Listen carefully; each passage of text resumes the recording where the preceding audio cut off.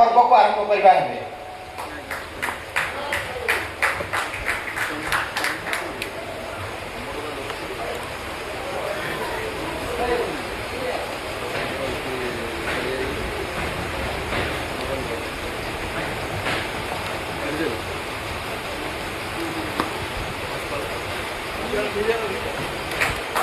बड़े जोरदार करताली आशा कर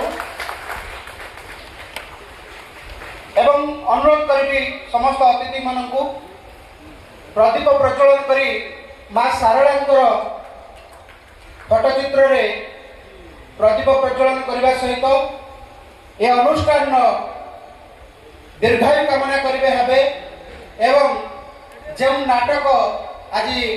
विजय होगा जाऊँगी से नाटकर शुभ मनासिबा सहित